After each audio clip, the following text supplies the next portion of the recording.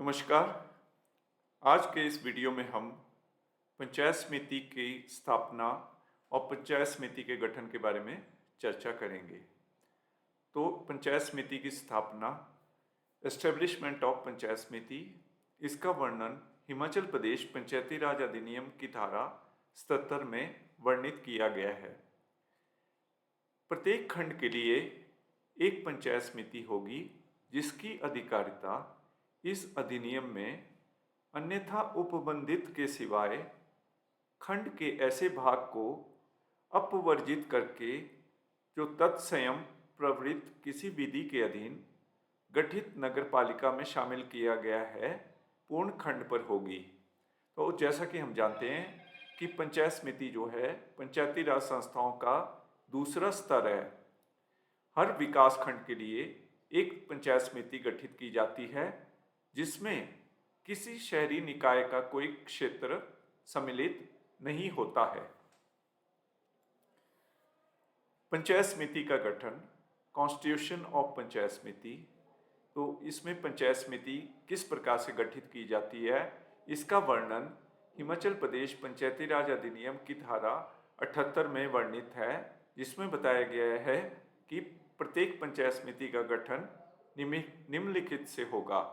पहला, इस अधिनियम के अधीन यथा अवधारित प्रादेशिक क्षेत्रीय निर्वाचन क्षेत्रों से सीधे निर्वाचित सदस्यों द्वारा।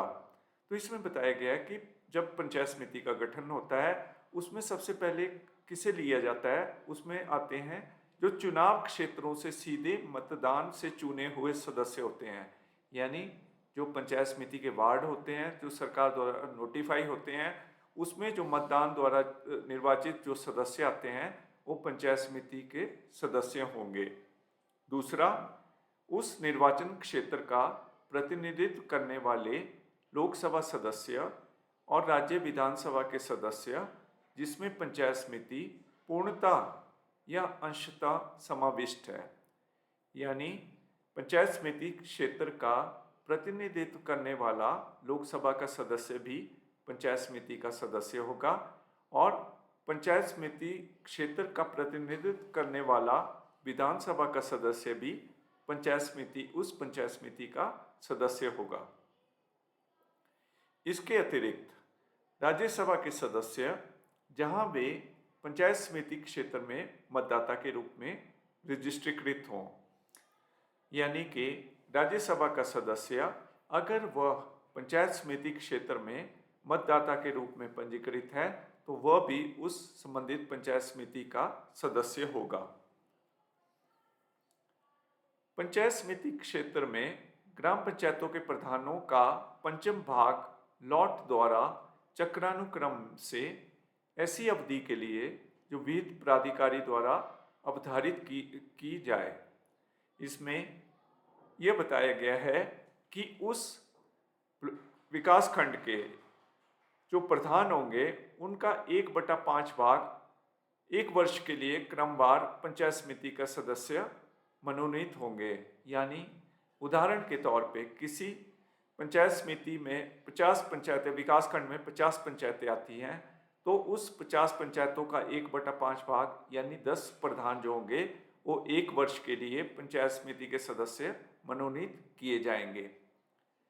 परंतु वह प्रधान जो इस खंड के अधीन एक अवधि के लिए सदस्य था, प्रधान के रूप में अपनी शेष पदावधि के दौरान दूसरी अवधि के लिए सदस्य बनने का पात्र नहीं होगा। तो इसमें यह भी कंडीशन है कि जो प्रधान एक अवधि के लिए यानी एक वर्ष के लिए पंचायत समिति का सदस्य रह चुका है, वो प्रधान जो है पंचायत समिति की शेष जो अवधि होगी उसके दौरान दोबारा सदस्य बनने का पात्र नहीं होगा। फिर अगला है वार्ड का प्रतिनिधित्व करने वाला जिला परिषद का सदस्य जिसमें पंचायत समिति क्षेत्र पूर्णतः या भागता समाविष्ट है। तो पंचायत समिति क्षेत्र का प्रतिनिधित्व करने वाला जिला परिषद का सदस्य भी उस पंचायत समिति का सदस्य होगा। तो जो पंचायत समिति का गठन है इसमें मैंने आपको बताया कि इसमें कौन कौन आएंगे। एक तो उन जो पंचायत समिति के वार्ड हैं वहाँ से जो सीधे मतदान के द्वारा चुने हुए सदस्य होंगे। दूसरा, उस पंचायत समिति क्षेत्र का प्रतिनिधित्व करने वाला लोकसभा का सदस्य होगा।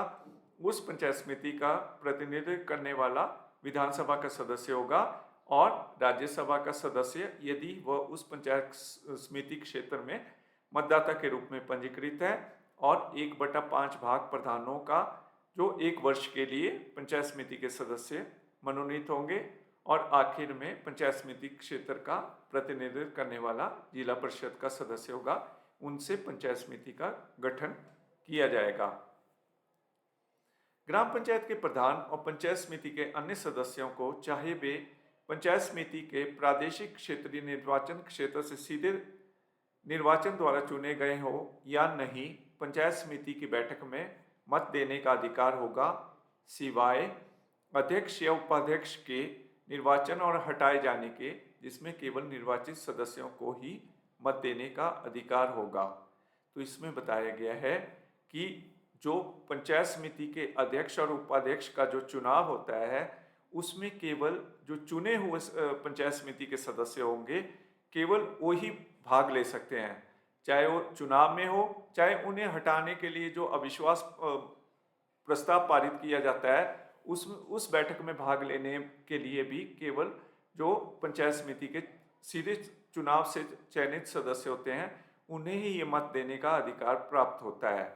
यानी कि जो अन्य सदस्य होते हैं, जैसे 1/5 भाग प्रधान या जिला परिषद के सदस्य या विधानसभा के सदस्य, राज्यसभा के सदस्य, लोकसभा के सदस्य, उन्हें बैठकों में भाग लेने और मत देने का अधिकार तो होता है, परंतु वह पंचायत समिति के अध्यक्ष को ना तो चयनित कर सकते हैं और ना ही उन्हें हटा सकते हैं। उसमें जो प्रक्रिया होगी उसमें वो भाग नहीं ले सकते हैं, उन्हें उस प्रक्रिया में मत देने का कोई अधिकार नहीं है।